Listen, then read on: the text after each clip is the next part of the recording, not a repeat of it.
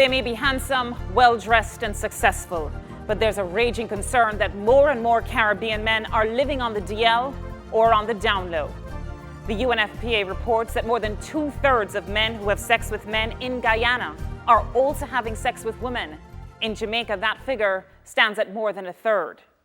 Joining us now to discuss this lifestyle and the impact it has on a society is J.L. King, the New York Times best-selling author of On the Down Low.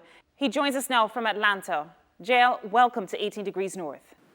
Thank you. Glad to be here. J.L., talk to us about your own experience. Seemed for a long time you were living on the DL, but not considering yourself gay. How so?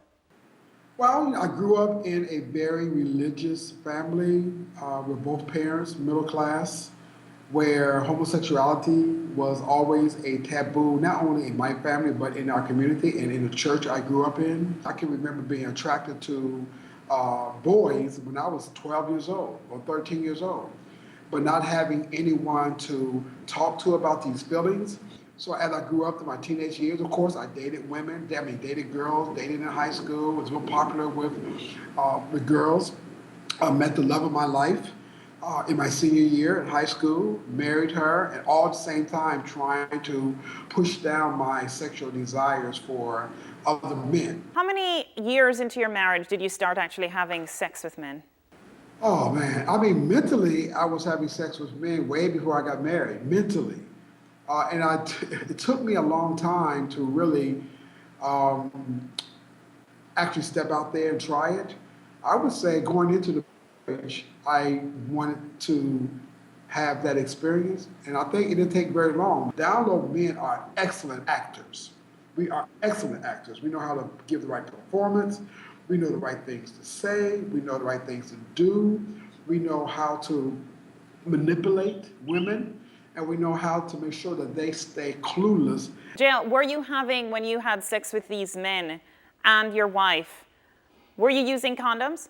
Not all the time, no. You know, I talk about that when I do my lectures, around the world, that sometimes, very few times I even thought about wearing condoms because I did not want to think about the act. I just wanted to enjoy the pleasure of it. Did you ever worry about maybe contracting HIV or another STD, and do you have any of those right now? No, I don't have anything, thank God. I never been exposed. As a little boy, we all get these little STDs, when we are exploring our sexuality. But as an adult, I never, thank God, brought any type of diseases home to my wife or any of the girlfriends I've had since I got divorced. Talk us through that process of you coming out, first of all, to maybe other people and then ultimately to your wife. Well, I didn't really come out to her. I got caught, got sloppy, and I got lazy, and I took her for granted. And I remember her telling me, "You're different, you're changing." One day, she followed me to my guy's house who I was sexually active with, and she saw me in the act, and it devastated her. You said in your book that at some point of living this lifestyle that you became convicted that it was time to come out and just to tell the truth. But it got to a place where, as a father of a daughter, I knew that I had to do something, and I had met so many women who were HIV positive because of that, being married or being involved with men who have double lives. And then I had a daughter who was growing up, and I did not want my daughter to meet a man who was like her daddy. That scared me. You're an HIV activist. How do you get men who are living this kind of lifestyle to become less active? Is that possible? That's not possible. I think until we get to a place where men can be honest with who they are, we will always men live a double life. A group of Caribbean men, gay men, down low men, who get together every year when it comes to Atlanta. And it's a very large group of them. And they get together and they have sex parties and they have a great time. And then before they go back to Jamaica or Aruba or Bahamas, where they're from, they put their straight face back on. As a woman, how do you know that your man is on the DL? What are some of the signs to look for? I always tell women that they get nosy. Check his email, check his cell phone if you have access to his password.